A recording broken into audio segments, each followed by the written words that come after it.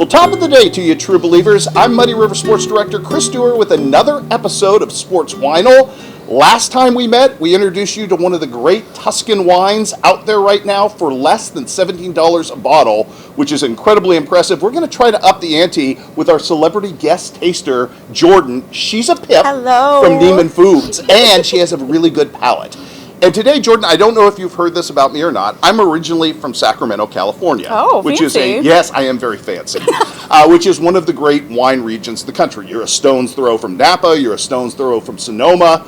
My parents actually live in El Dorado wine culture, so that's really cool. It's like 10 minutes from my house.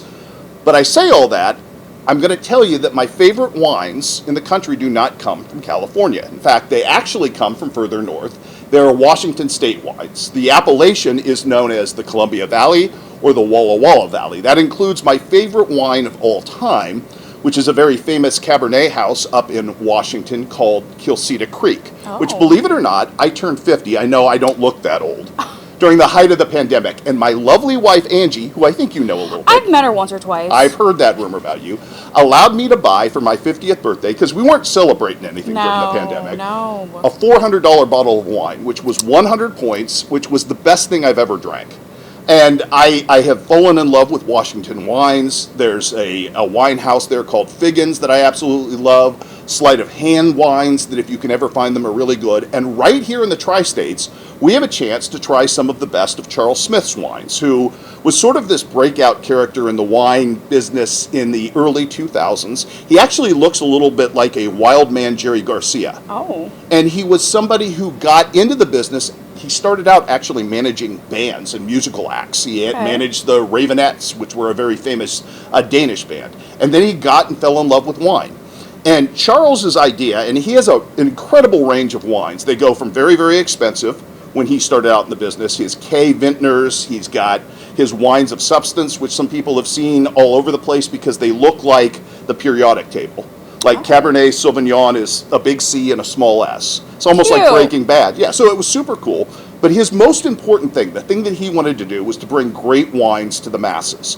He talks very much about making house wines from great grapes. And house wines are wines that you go to the restaurant and you say, this is our house red or this is our house white. Okay. And then he kind of took it up with the brands that you see kind of before you with different varietals. And he really made his splash in the business with his Riesling, which is called Kung Fu Girl? Kung Fu Girl, which was probably, I think, the first wine he had rated on Wine Spectator's annual list of top 100 wines of the year.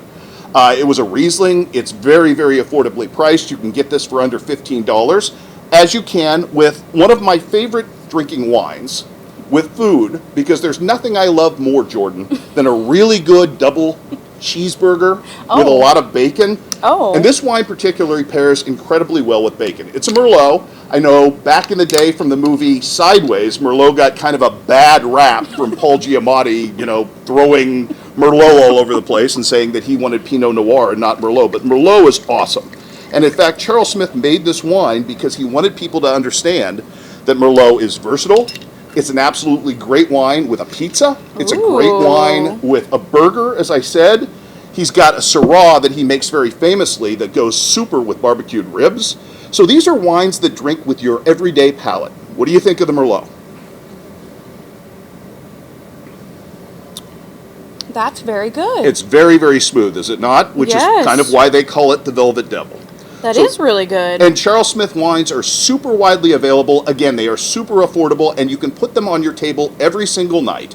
And again, they are the same grapes that end up making his high-end wines in a lot of cases. It's just kind of an amalgam of wines rather than one vineyard or one specific appellation. He sources wines very well. So anything that Charles Smith was involved with, and I'll tell you how good Charles Smith was, he sold his wines to Constellation Group for $120 million.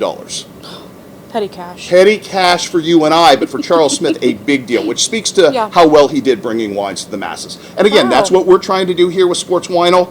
We're going to come back in October. I've got 2 new wines picked for you.